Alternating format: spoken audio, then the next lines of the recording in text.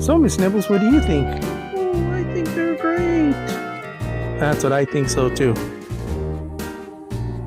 Well, hello there, friends. So today what we're going to be doing is we're going to do a paper motion for Lithium batteries. Okay, these are the Lithium LiFePO4 12 volt 100 amp hour battery. So with these two batteries, I'm going to show you how I'm going to install these in our solar garden.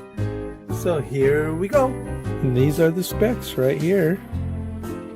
Everything you need to know, and even a QR code right there if you want to get the installation guide. So this is what I'm replacing right here, is an old AGM battery setup. Okay, so this is my little setup right here. So it's very simple. All I have is the two batteries hooked up in parallel with a charge controller, 40 amp. And I got me a 65 gallon water tank here and a 12 volt water pump right there. So everything's all hooked up. Let's give it a try. I got a switch right here. There goes the pump. I can hear the water going through. Let's see what's going to happen here.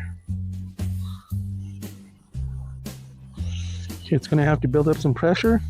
Yep, there it goes. So we got over 100 feet of line here that has to fill up with water. There it goes.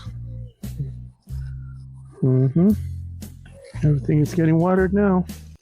So even on a dark, cloudy, blustery, windy, rainy day, just like what's happening to me right now, you can still get some great power out of these batteries to have some nice dependable watering for your garden. So I'd have to say that, I've had these running for a couple weeks now, and I have no complaints. They're running great, and I can see that they're going to be super reliable for me. And I would recommend this here to anybody. So until next time, we'll see ya. Whoa.